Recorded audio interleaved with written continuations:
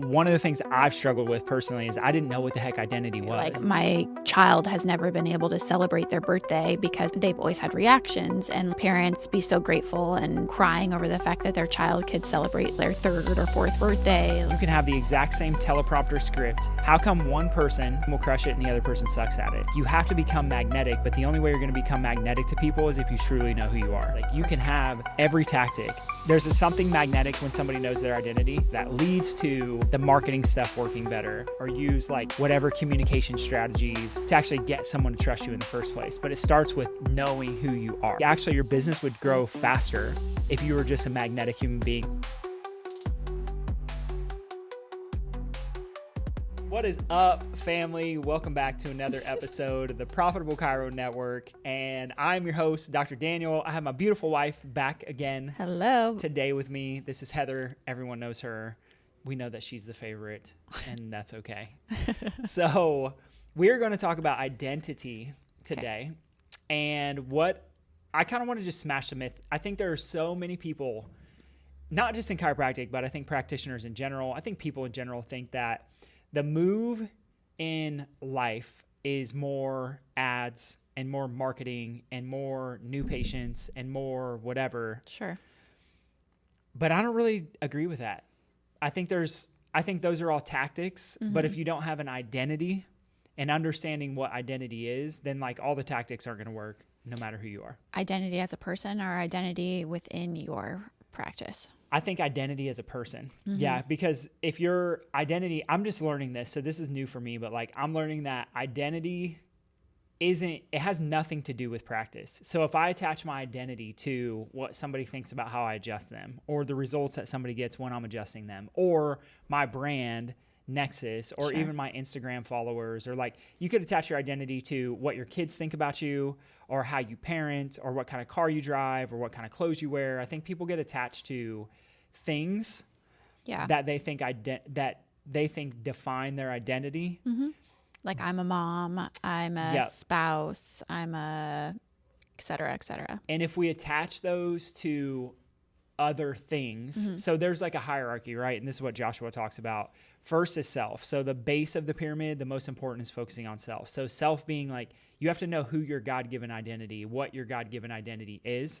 And it's different and unique for every person. How many people do you think really know what their God-given identity is? I think very few. Yeah, the percentage is extremely small. Because I think that if you ask most people, hey, what's your identity or what's your purpose? They would be like, oh, I'm a chiropractor. Oh, I'm a business owner. Right. And I'm like, well, you're attaching your identity to something like that's not eternal. Right. It's a job. It's a vocation. But your identity is way more than that. For sure. And I'll talk about what components make up an identity at the end, so you can kind of get a grasp on like, these are the things that I should be seeking out. But I think everybody has a unique passion. Everybody has a unique purpose that God gave them. And there's a specific reason why people were called here to do what they're doing. And this is what, like, I know the argument out there is that like you shouldn't have a personality-based practice, and I'm not saying that you should, but if you don't understand your identity, then you're going to try to show up like everybody else. And the problem with that is you can't serve at the highest level possible. Right. You won't be able to attract the people that you need to attract in your life to be able to fulfill that purpose. Yep, exactly. And I could use the example, we can talk about practice in a minute, but I could talk about at home, for instance. So if my identity is rooted in what you think about me and like my inability to dress up nicely because I only like to wear Henleys because of what I like to wear. I'm using a silly example. I'm not even saying you really care that much. But if I'm insecure about it, I'm rooting my identity in someone else and what someone else thinks about me. And so therefore, like, I can't be entrusted with certain things because I don't have a certainty in myself. So then how's that going to show up in my marriage? How's that going to show up in my relationship with Coco? How's that going to show up in my business if I'm worried about what my wife thinks about me? Then, and I'm not saying there's not a time and a place for that, but God-given identity, you just get to the place where you don't care, because what you ultimately realize is that you are loved, that you are cared for, that you are enough, that Jesus died on the cross for our sins as us. God looks at us just like he did Jesus. And if we don't have that foundation, that we are all called here for something very specific, then I think that we get rooted in other things and it messes us up. What do you think so far? Yeah, no, it's good. So, you know, I could use a million examples. I would love to, I know I asked you this before. Would you be interested in sharing like your story of just kind of the journey with Kayla? So Heather had a coach, just for anybody listening who may not know the full story, but I would love you to just kind of share, because I think it ties into identity, because for a long time you always told me like, I'm just not a creative person. I don't have a creative brain. Yeah. So would you mind sharing like the story of what came a couple years ago? And I didn't know this, by the way, so I felt like a crappy husband as a result. So yeah. So, okay. Well, first, to share the reason why you didn't know this for all those listening is because I didn't want to add a burden onto your life of like the stress of having to like take care of me in a different way or support me in a way that would take more energy and time away from like what you were already doing in life, if that makes sense. You were already kind of like stressed out to the max. So I didn't want to add to that. So I kept that from you for several months, really, just not feeling like I had a purpose in any capacity. I felt like I was literally just living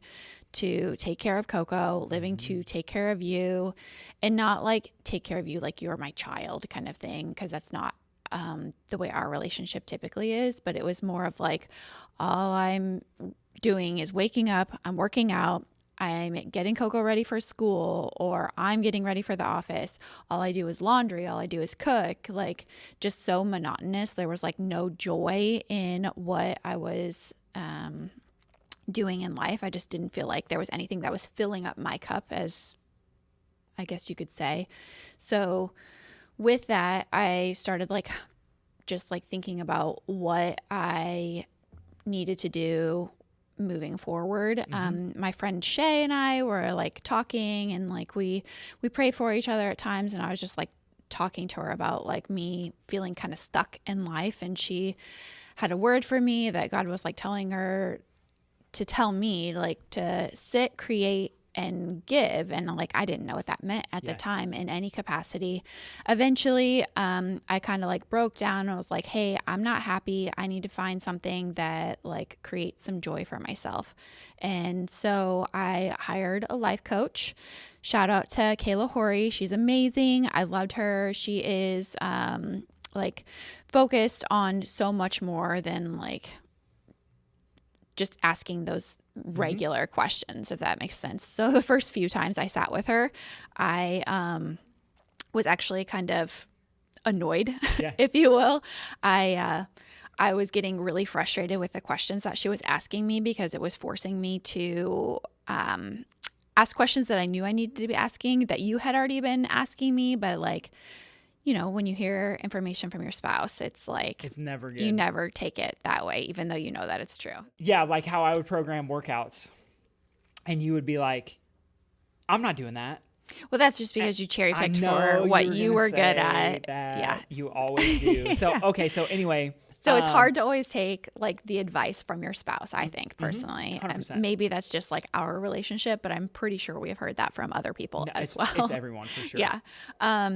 So anyway, she was asking me these questions that were like really triggering for me at the time. And I think it's more so just because like I knew so many things of what I didn't like, as far as like things that didn't create joy for my life at all, but I couldn't figure out what I enjoyed doing. What kind of questions was she asking you, just out of curiosity? The ones that were triggering for you? I honestly couldn't tell you. I probably blocked them out intentionally at this time. And it was also like several years ago. So like, I really can't remember anything. Okay, so keep going. So created like lists of things.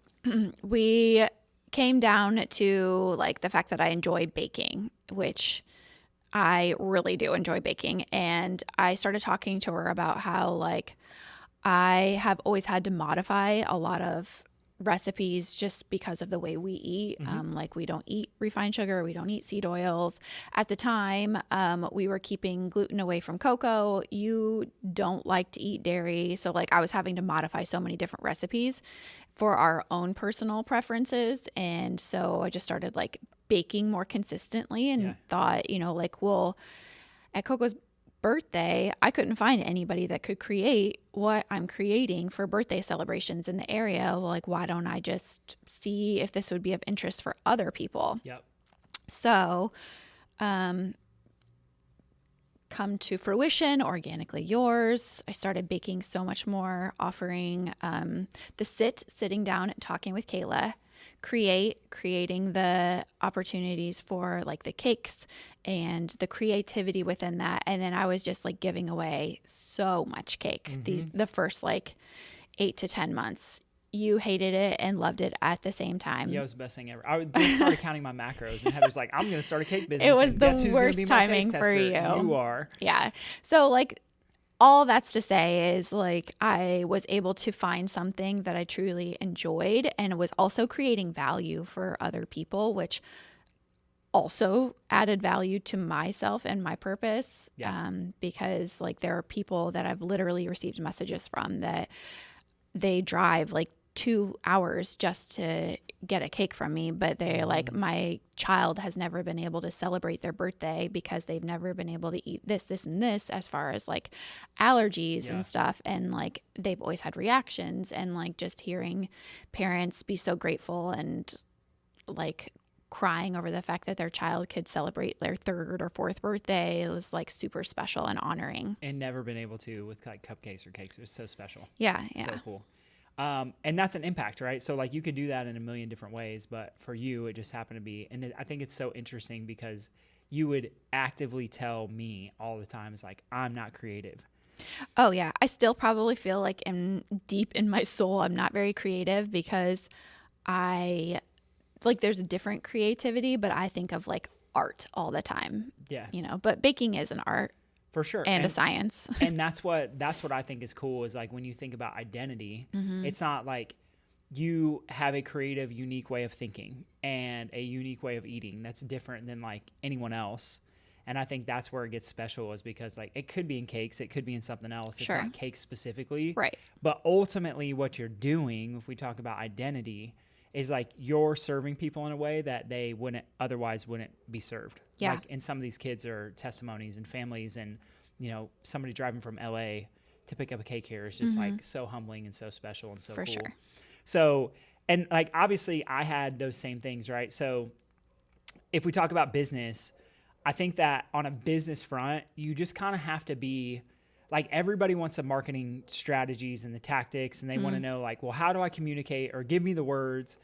And I think personally, the reality is like, I can give you all the words. Yeah. And you see this all the time. Like you see it in sales. A lot of people talk about it as like, how come one person you can have the exact same teleprompter script and one person will crush it and the other person sucks at it. And it goes back to what George and I talked about on the last episode of like this conviction and certainty. Yes. But there's also a level of identity, I think, that comes into it. And like you have to become magnetic, but the only way you're going to become magnetic to people is if you truly know who you are. For sure. And I think that's the most important thing to get from like this whole conversation is like you can have every tactic. I know so many people who they're like, talk to people, man, in these practices, and they have like 30, 40, 50 new patients a month, but they're like struggling. And I just don't understand how it's possible. And so they can attract people in, but then there's nothing magnetic about them because they don't really know who they are in the first place. So people don't stick around because they don't like that. You like to be around people who are confident and are certain and who know who they are. And they're just unapologetically themselves, like who God created them to be. That also creates like within that, the energy of like pure happiness and joy. And most people want to surround themselves with people that are like happy and have that higher frequency. Yeah, exactly. And it doesn't like I always tell George and Wes this, I'm like, you don't have to come off as excited and just fired up like I am, but the conviction's there that this is like it's just the coolest, most important thing. And I get stoked about it. So it's like different varieties of the same thing. Yes. But it gets down to, I think really is like, there's something magnetic when somebody knows their identity. And when they know their identity, then that's kind of the game changer that leads to the marketing stuff working better and the being able to have a conversation in a different way or use like whatever communication strategies necessary to actually get someone to trust you in the first place. But it starts with knowing who you are. Yeah, because people are drawn to that authenticity and the truth that comes out of your mouth in that point. Yeah, exactly. And authenticity is key. So then the question is like, all right, to become magnetic, you have to understand your identity. But I think that one of the things I've struggled with personally is I didn't know what the heck identity was. Like I legit thought if I have a successful business, then God's going to be proud of me, or my parents are going to be proud of me, or my wife's going to be proud of me. But then that puts my identity in something that's here and not somewhere else. Physically manifested, yeah. And so, but that's like, again, if you think of the order, we go self is most important. And then after that, you have marriage, and then your posterity, which will be your kids or your family members or whatever, then business, then hobbies. So like I'm taking my business and I'm putting that as that's what defines my identity. But there's only a true identity of self. But most people ignore the self and they just try to build a huge business. We have a running joke within the two of us for like what your priorities were for the longest time, where when we first met, your priority was CrossFit and then me. No. Well, yeah, when we first met. And then Heather. Then we went to chiropractic school. It was CrossFit, chiropractic, then me. And then we moved out here. It was chiropractic, surfing, then me. And then it switched to surfing and then me. And then slowly I've been moving back up to like that higher level. But it has always been like something outside of who you are first. Yeah. And now I'm starting to realize. And then me last. Well, yeah. But like now I'm starting to realize that like self has to come first. Yes. But not self in a selfish way, but self in the way that like I know who God says that I am. And I think that's where people say, well, like my identity's in Christ and I know who God says I am. But I think there's another piece of it that's important. But there's also the faith, the identity piece that comes with, and this is where the certainty comes in and the magneticism comes in for someone to be able to trust you, is like when you know what your identity is in Christ and you have faith that he can do the thing that he promised you through you. Because most people don't have a belief in themselves. They're like, yeah, I could never do X, Y, Z. And that's where I'm really starting to work, because then it's like, it's all about a higher power and something that you were given on day one and who you're created to be. And all of us are unique and different. But we have to explore that first, and then marriage comes second. Because if my marriage defines me, what happens if marriage goes away? Sure. Then I don't exist as a person anymore. I have no identity. I'm broken. But there should already be an identity, but nobody seeks it. They just want to go to 3 steps ahead and be like, give me the marketing strategy. Show me how to run Facebook ads. And I'm like, actually, your business would grow faster if you were just a magnetic human being who knew exactly who you were and what you were called to do. And you believed that God could do it through you. I feel like that's also why, like, talking about marketing and stuff, like the scripts, they work, but they don't really work, because you're not being true to who you are and like what you would really say within your identity. It's more of just like follow along with what worked for the original person that created that script. Yep. And then hope that you get the same results. And I think it can, but if you have a different level of certainty, right, then that person is not going to work in the first place. Yeah. And certainty we could replace with the word beliefs, but we'll go into, because I want to talk about some research of like how, because really what we're talking about is a belief in yourself. So if you believe that God can do what he said he could do for you through you, and through you is key, that means you were called here for a specific reason. If you have that certainty, if you have that confidence, if you have that faith, if you have that belief, then things can happen. And I'm going to talk about the research that supports this. But before we get there, I think we just have to define identity.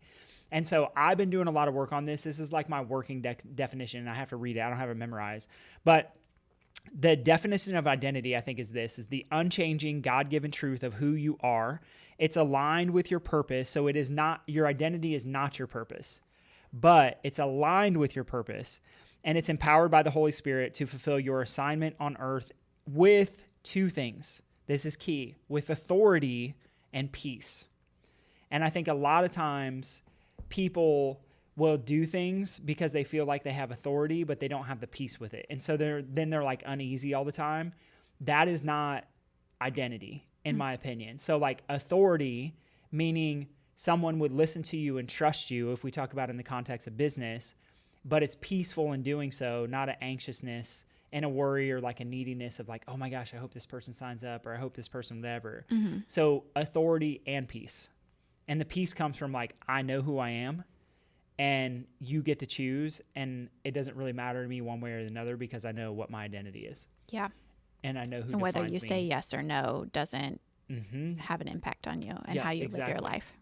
So if I'm worried that, I just need more new patients because people don't stick with me, my question would be like, are you really becoming the person that people would stick with in the first place, which would be more of your identity, right? Does that make sense so far? I think so. So then the question, so that's the definition, right? So there's a couple things in there. It's like, it's unchanging. It's from the day you were born. So sometimes you got to ask, like, what am I not, to figure out who you are, right? Yeah. So it's unchanging from the day you were born. It's aligned with purpose, right? So I think my purpose is to show people the God-given light and power that they have within them. That could change, though. That could be chiropractic. It could be teaching. It could be something else in the future. It could be coaching. Right, because you were a teacher. It could be a bunch of different stuff. And then the last part is with authority and peace. It has to be with authority and with peace. You have to have both of those. So then we get into like, all right, well, what things make up identity? So these are the things that make up, if you're looking for like, here's the list, right? And you mentioned some of these already. So one is core values, which we have our family core values. They overlap right perfectly with our office core values. Self-concept, so understanding who you are and what you believe about yourself. The roles we embody. We doing okay so far? What do you mean by that? Like just the roles. So like a parent might be part of your identity, but it's not your whole identity. So if your kid makes a bad decision and you think you're a bad parent because they made a bad decision, you're literally putting your identity in your kid. And that's not who you are. You're called to something higher than that, right? So that takes away peace. So therefore that can't be your identity as just a parent. So it's the roles we embody. So that's a piece of it. But like I said, there's components, the stories, purpose, and calling that we have. So like the stories that we tell ourselves, what we believe about ourselves. We'll talk about the research in a second. It's so crazy. Our emotional signatures. So literally what emotions we carry. And then lastly, our patterns of behavior. So all of those things make up identity. But when we realize who we truly are, our patterns of behavior will change. I think our emotions will change. I think some of the way that the roles that we embody will be able to say no to certain things in ways that would allow us to be more aligned with our true identity, if that makes sense. Yeah. So then what is like the research? So this is what's so cool. And I'll try to force me to give examples of each of these if I get too crazy and I just start ripping through research. Slow down. All right. So the first one, I guess the question would be is like, that sounds cool from a theoretical framework of there's this big picture identity. But then if we look at what does the research say, and you've heard me talk about this before, the study where they took the housekeepers and they told half of them that they were athletes and they told the other half that they were just working and they weren't athletes. The people who were told they were athletes, because they believed differently about themselves, their physiology changed. So they had more muscle mass, they had decreases in body fat percentage, their blood pressure changed, so meaning their blood pressure actually got better. And there were just physiological measures that they saw change with the women who were told they were athletes as housekeepers. Weren't they like more productive? Yeah, they were more productive. Yeah. They got more done, increases in muscle mass. There's just a bunch of stuff. So that would be if they changed the way they saw themselves and who they thought that they were, believed that they were, their physiology changed. So then what are the other studies? So the first one is called the Milkshake study. So this was done by a person, last name's Crum, in 2011. And this is basically what they did. So they took a group of people and they told half of them that they were going to drink this milkshake and that it was indulgent, right? So it was like a dessert and it was going to be so fulfilling. And then they took another group of people and they told them this is literally just like a sensible, smart, healthy option and healthy treat. And so what they found is that the indulgent group had a drop in ghrelin, which is a hormone released by the stomach that sends a signal to the brain that tells us we're no longer hungry. Okay, so it's like the hunger hormone. So what happened is the people who were told that they were eating this indulgent treat that would fill them up, that would be super fulfilling, that thought process alone triggered their brain to turn off the hunger hormone. So if I eat an apple and say to myself that it's indulgent, ghrelin will pop up. It will decrease. Oh, decrease. Yeah. Okay. So that triggers the brain to say like, hey, we're no longer hungry. We're satisfied. Got it. Versus the other group who is like, this is a sensible treat. It's smart. It's like good for your calories or whatever. Those people felt more hungry because hormonally their body changed. Because they didn't feel sathfied with having something healthy. Not because the milkshake changed, but because what they thought and what they were told about the milkshake changed. So the same thing is true. If you're taught your whole entire life that you're not good, you're not worthy, that you need to impress everybody, that you were just meant to be poor or broke or broken or whatever. Like there's all this stuff that gets put on us from the time that we're little. And if we believe those things, we can see literally from this study that what happens physiologically is a result of what we believe in our heads. Yeah. And so if we change the belief, we can literally change our physiology. And if we change our physiology, we can be more in line with who God calls us to be, which goes back to that definition of identity in the first place is the unchanging, God-given, unchanging. I feel like that speaks so much to, well, me specifically, but like parents. How so? Meaning like what you say to your children, how you speak to your children, what you speak on them is going to change what they believe in themselves, what they believe that they can do, what they believe that they can like achieve or not achieve, like how successful, quote unquote, that they would be. Like it's a huge responsibility as a parent. Yeah, for sure. So I'm going to jump around a little bit with the studies because that's a perfect segue to another study. So Carol Dweck, she's kind of, she's like a pro in mindset and she's done a ton of research. She has a ton of studies out there. So I just picked and choose. I didn't do all of them, but Carol Dweck, she's amazing. She has a book. I forget the name of her book about willpower. Anyway, it'll come to me. So Carol Dweck in 1998, she did what she calls a praise study. Okay. So the praise study was done 400 fifth graders. And so what they did is they took the fifth graders and with some of them, they had them do an activity and then they told them, okay, you did a great job and you are so smart and you're so intelligent, and they praised them based off of intelligence. The other group of kiddos, the achievements. Yep. They praise them based on effort. Yeah. And you know this because we do this with Coco. Right. But they praise them based off of effort. And here's what they found. This is so crazy. So then they had them choose another task to do after. And so the kids who were praised on how intelligent they were chose a easier and task that they had already done before. So to they do could the get next time. the gold star. So that they could get the gold star again. And so get that they their would be seen praised. as smart again. And so they would get the praise off of being smart and intelligent. The other group of kiddos who were praised off of effort chose a harder and newer task. So if we talk about growth and identity and becoming the true you, if you had been praised or our kids or whatever had been praised off of how intelligent we were, it's less likely that we would make tougher decisions that would lead us to building our identity like up to what we are truly our true potential, I guess is a way to put it. Or you could like tell me if I'm wrong about this, but or it plays into like the families that are like praising on the A's, you're so smart, you're going to be a doctor, you're going to be a lawyer. And then those children grow up to be the doctors or the lawyers because they feel like that's what they have to do because that's what their parents were praising them into. But yet they're not happy and it's not who they were truly like wanting to be or designed to be. Yeah. And we see it all the time where kids are like, their only form of love and feelings of success come from praise that's like not in line with identity at all. Right. And so like what Carol Dweck's study, if you want to boil it down, it kind of comes down to this, is that labels and perception affect someone's motivation. It affects someone's risk-taking, and it affects their perspective on life in general. And so being able to like take on harder things. So the other thing, this is the other part of the study that she found, is that the kids who were praised on intelligence performed worse on the next task that they did based on that praise on intelligence, because then they had this fear that they weren't going to do as well as they did before versus the other kids, they didn't care whether they did good or not because they knew that they gave their best effort. Right. And so when we talk about success, right, which isn't necessarily about success, it's about identity. But if your identity isn't rooted in me just being smart and intelligent, which we all are smart and intelligent in our own ways, but it's this very single-minded one track of intelligence that gets praised, and then we don't want to step outside of that to explore what our real identity would be.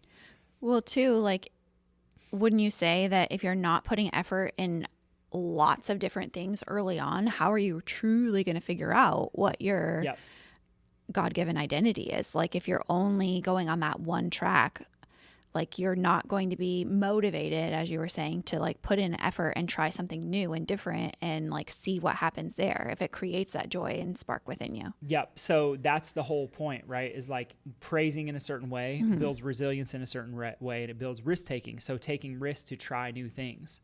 So that's the only way you're really going to discover. It's a discovery process to figure out what your identity is. But then like fast forward that into business, for instance, how many people do you know who were like, yeah, like I hate practicing this way, but I just really like, there's not another way. And really it's all it is a perception and a lack of ability to take a risk that would allow them to express more of them true selves. And I had to ask this way, not too long ago. It's like, what would, if you had no constraints and you would build your business like just the way that you absolutely 100% want it to be, does that reflect what you're doing right now today? And I think most people would say no, but I have to do it this way. And I'm like, well, you're not living in your true identity then. That's a great question for like anybody that's watching, whether they're a provider or not, like to ask themselves and write down like what's really true within that. Yeah. What does your dream life, ideal life look like at the best version of yourself? And does it match what you have right now? And if it doesn't, then you're probably not living your true identity. Or are you like on that way too? Yeah. Yeah. Because again, it's a discovery process. It's not like, I wish that none of us had trauma or generational strongholds or any of the stuff that would take us off the track. But that's what the enemy's really good at doing, is like knocking us off and getting us to believe that we're not good enough and we're not within that we're not who God says that we are. Yeah. And remember that identity is unchanging. You were born with it. So it's more than an occupation. It's more than a vocation. It's more than a parent. It's more than a CrossFitter. It's more than a chiropractor. It's deeper than that. Wouldn't it be cool if we were like 5 years old and we could figure it out at that age? Yeah, it'd be amazing. Yeah. But I think in some ways some ways kids do have it figured out, but then it gets beat out of them. Because they're told from everywhere that like, well, you're not good enough, or you can't do that, or nobody can make money that way, or nobody can succeed that way. We'll give an example like of that. I mean, I guess I would use Coco as like the closest example, but like I think about Coco, and we were at lunch date. I was telling you this, I think, and she said, "Daddy, can you help me figure out what I want to do for a business when I grow up?" And I said, well, what do you want to do? What do you want to help people with? And I was like, you're such a great helper of people and you love people so much, but you could do a million different things to help them. So in that, I know this sounds so subtle, but I'm encouraging her. Like she already just I never taught her to help people because I never grew up to help people. Right. I grew up to be out for myself. You were that lone wolf. Yeah, always. So like, where did she get that from? Not from me. And I don't know that it was from you so much, maybe a little bit. No, it's definitely not from me. So I'm not saying that in a bad way, but I'm like somewhere in her, this girl just loves people. She has a heart to give and to love. She's such a nurturer. Yes. And to help. And I'm like, I want to foster that. So like, let's just go, okay, so if your identity is to help people, there's a million different ways you can do it. Right. How do you want to help people? What do you think would make people happy? And she's like, I would really love to cook for people. And then we start dreaming of like, well, what would that look like? What would the restaurant look like? Would it be fast sit down? Would it be super expensive? What kind of ingredients? What would the wallpaper look like? What would your employees look like? Just asking the questions to her and allowing her to create like that critical thinking. Yep, exactly. What she wants and desires. And that might change, but I'm like, do you think that would bring joy to people? Do you think that would bring joy to people? And now she's just learning to think about what is her calling. Yeah, because ultimately, wouldn't you say that if you are living within your true identity, you're automatically creating value for other people? Yeah, 100%. Authority and peace. Authority means that you have influence over other people, not for the sake of having influence or because like influence sounds like such a bad thing, but like you're leading other people and you can lead other people. Yeah. And when people see it, they know it and they're just like, dang, I can't knock on it because they clearly know exactly who they are. And so that's what I love so much about Coco, where she's at. And like, she's going to have her own stuff to work through. I already know. Sure. But it's cool to see her because she just has this like, today she came downstairs with all of her rings, every ring and a whole bunch of bracelets on. And I'm like, you're going to wear all those? And she said, no, I'm going to give them to all my friends. And she said, except for this one, and except for this bracelet.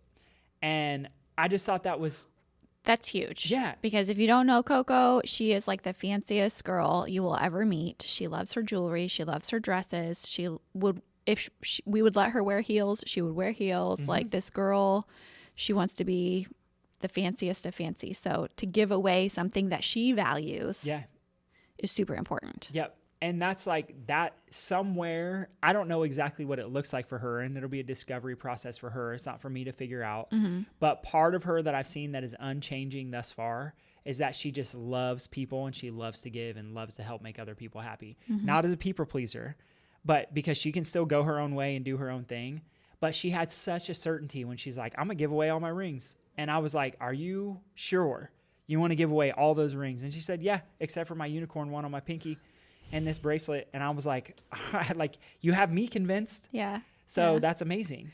I just love to, like, not to keep talking about Coco, but I'm just going to do it because I just want to brag on her because she is so nurturing and mm-hmm. loving. Like when she is celebrating a friend's birthday, she's so intentional about the gift that she purchases for her friend and picks out. She knows exactly like what they love and what they would like, and she thinks about them so much. And then like when she's celebrating them like at a birthday party, it's so joyful to watch because all she cares about is making sure that they are the center of attention. Like just making sure that they are having so much fun, and she's just like lifting them up so much.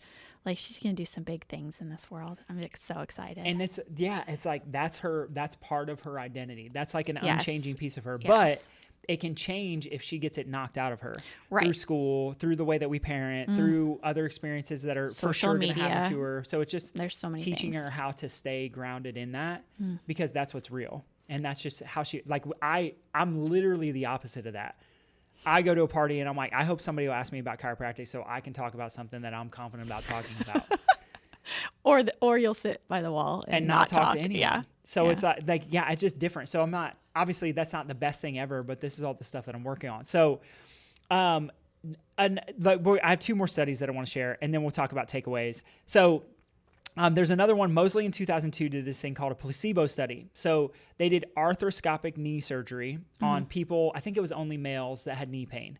So they took half the group, they did a fake sham surgery, and the other group, they did real surgery. Okay. Both had equal results of reduction in pain, increases in mobility, et cetera, et cetera. So again, the question is like, how is that possible, right? If the other group didn't even really get the surgery. The belief, it's called the placebo study for a reason. The belief that the surgery was going to worked regardless of whether they actually had surgery or not.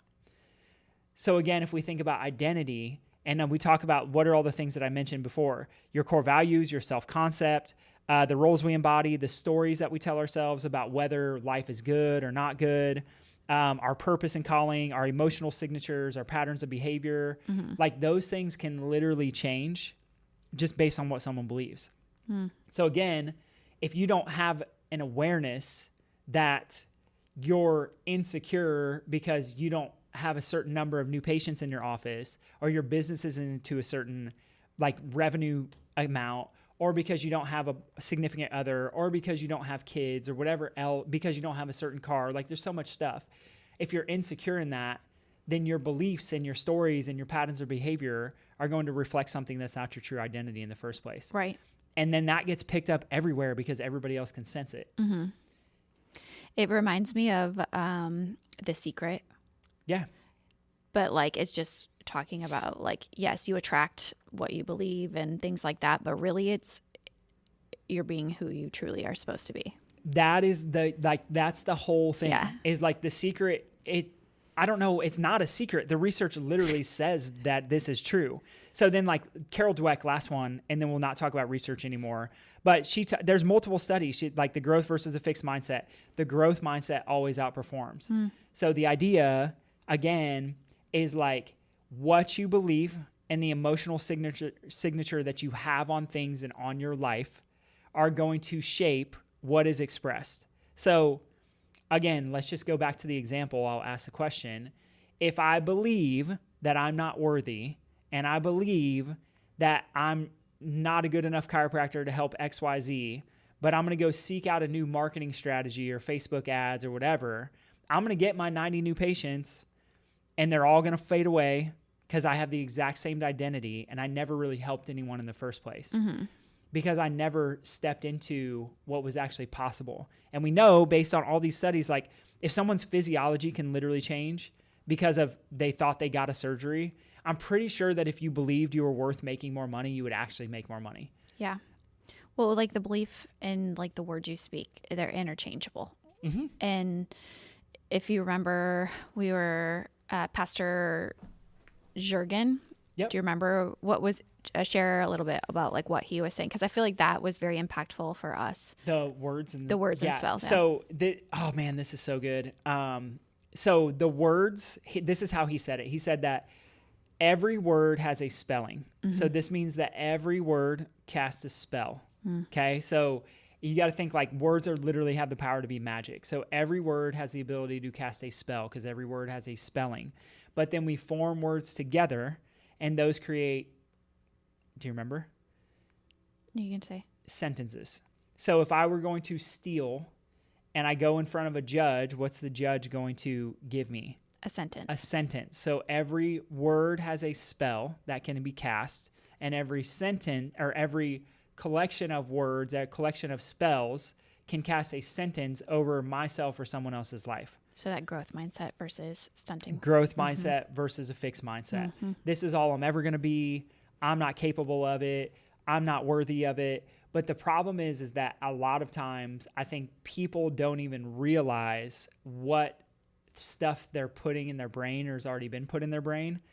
And it literally takes unpeeling to get the understanding that like what you put your identity in, what you put your belief in, and what you put your hope into is probably something that has just been a series of spells and sentences cast over you pretty much your whole life.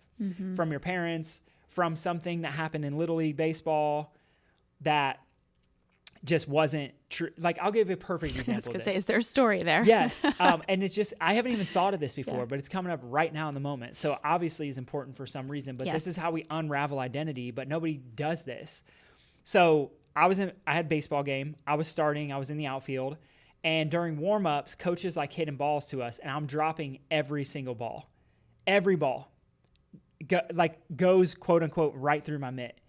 And after like 5 or 6 balls, the coach paused for a second and he goes over and tells the head coach, and we get back to the dugout. We hit a couple more. I miss them all.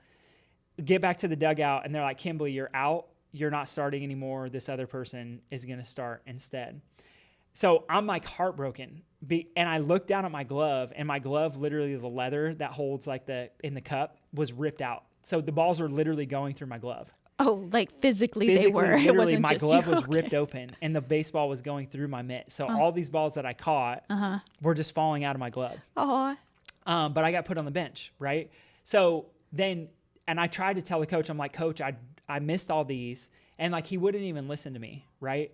So I like somewhere in me from that age, there's like this little tiny trauma that like, hey, even if you tell the truth, they're not going to listen to you anyway. So you might as well just sit there and take it and shut up. And so what happens? Then I show up and I'm like, well, I'm not worthy to talk about this. And it shows up in my language all the time where I tell people, I'm like, you probably won't think it's that cool, but I do. And it like minimizes everything that I have to say and everything that I'm passionate about because of one. And there are more events, I'm sure, but like that singular event where I actually tried to tell the truth to someone and they didn't want to hear it. So then I'm like, well, my words aren't worthy. That's so sad. And so like, but this happens to people all the time. All the time. A lot of times with parents and kids. Or athletes and coaches. Athletes and coaches, kids and teachers. One of my mentors, they built these milk carton. This is Gunderson. They built these like milk carton things. And I can't remember what the story was, but like his teacher basically wouldn't let him take his home to show his family. And so like he just felt unworthy because he wasn't able to like take this thing home as a kid in kindergarten or whatever it was. And I don't remember the whole story, but he tells it in one of his books or one of his videos somewhere.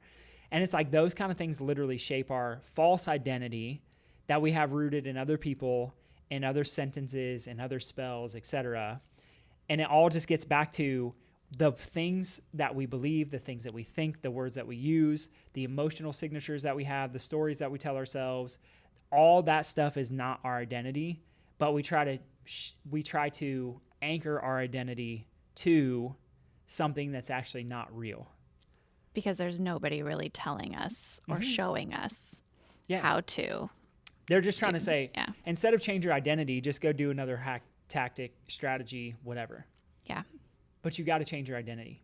That's what it starts with. Yeah. So tell us like some takeaways with how to actually do that. Yeah. So first takeaway is that physiology follows your perception of identity. So if you think of yourself as like, I'm the master and the best of the best in this area, your physiology will follow that. So if I think that I'm bad at something and I think that I'm terrible or I'm not a good person or I'm not worthy, that triggers stress response. Stress response weakens the part of the brain that's responsible for success.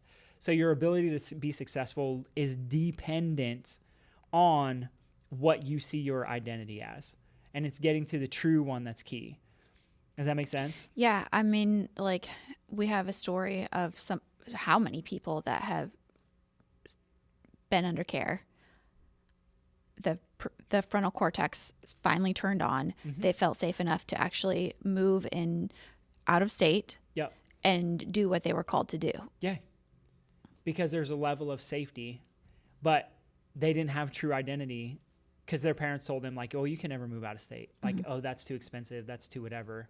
So they're disempowered, even though they knew they were destined for more. I had a conversation with a woman yesterday and I'm like, did you ever consider that you actually have like crazy, crazy skills and you could charge a lot of money for like 3 smaller size businesses than working with this big corporation that you don't even really love to work with? And like, she stopped in that moment and she's like, yeah, she had never considered it before, like literally never considered it. And so there's this moment of like her true identity waking up is she's like, she's great at marketing and advertising, great at it, like world class. But she thought she would always have to do it inside of a big corporation. But I'm like, you could take that anywhere because that's not your true identity.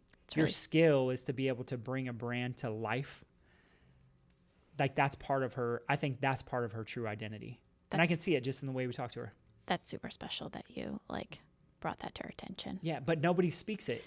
Right. Everywhere else you go, it's like, well, take this medicine because you have anxiety because you're broken and we'll fix you. But you need to be fixed by something else on the outside. Yeah. Whereas like here, I think that's what we all have experienced is like you step in here and this is just a different world and a different place on purpose. It's all intentional. Because it's so much more than like the pain.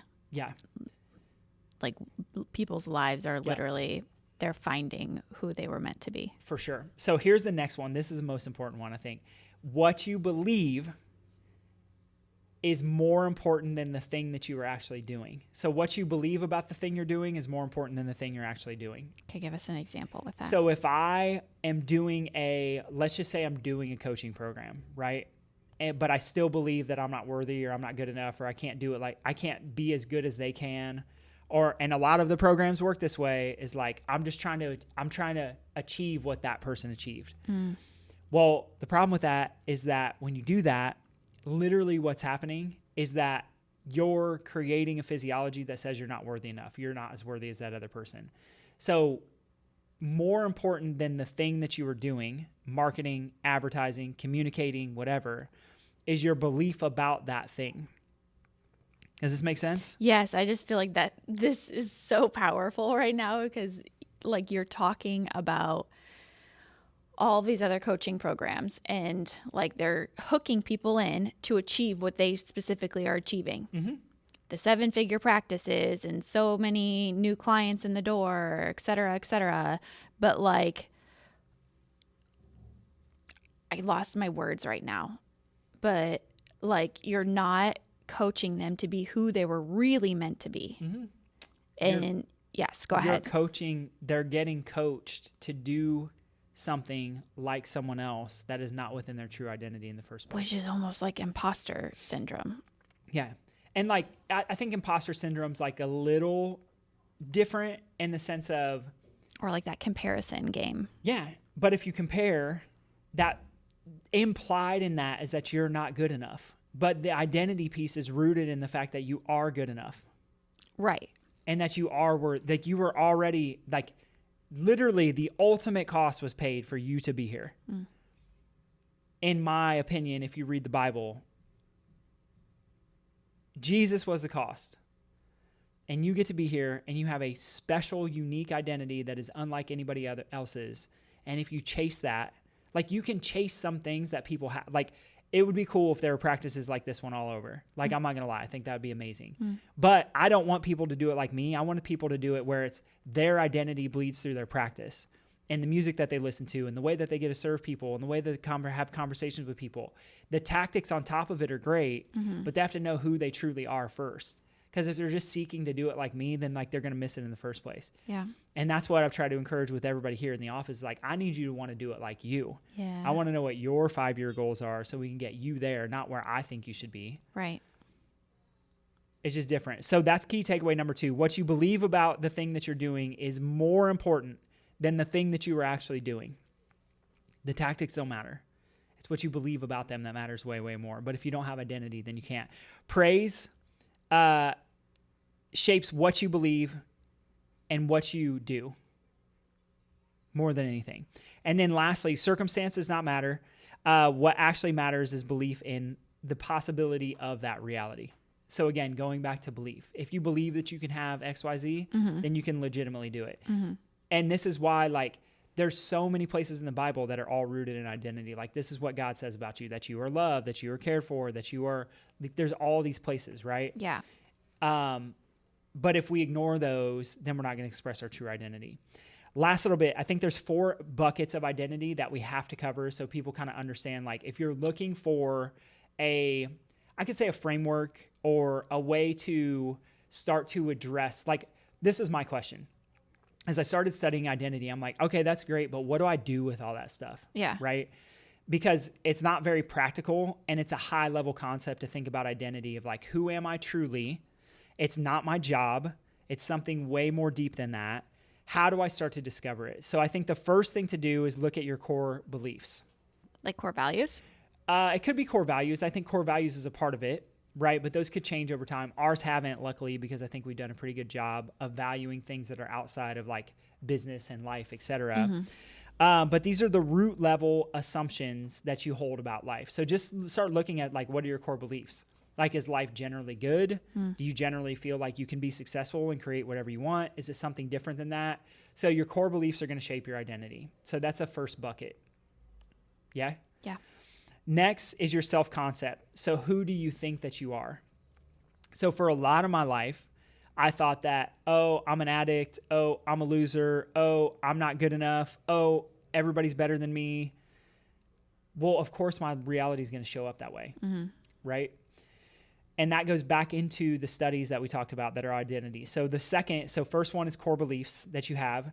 Second one is self-concept. Third one is patterns of behavior. So what you do and how you show up. So physically what you are doing. So a lot of times people will tell me, I'm committed to blah, blah, blah, blah, blah. But then they're only committed enough to use their words. Because how many people have said, like, dude, I want to lose 15 pounds. I'm willing to do whatever it takes, but I won't count my macros, but I won't cut out carbs, but I can't cut out alcohol. It's too hard for me to cut out alcohol because I have all these meetings all the time with all these people. Guess what? You just say no. But, like, your identity or your false identity is rooted in something else. That's just a pattern of behavior. So your patterns of behavior will start to change and upgrade as you get more closer to your true identity. And the last one is your emotional signature. How safe, worthy, empowered do you feel like you are? And so interesting that last level has everything to do with the brain. The frontal cortex is a part of the brain that tells the rest of the brain that, hey, it's safe to take risk, to do these things. But if you feel unsafe all the time, it tells us you have a weak frontal. And then if you have a weak frontal, then you're going to feel unsafe all the time. And it's a vicious cycle and you stay stuck in it. Yeah. I like it. Yeah. So identity, it's the most important thing. It's more important than tactics. It's more important than hacks. It's more important than any strategy.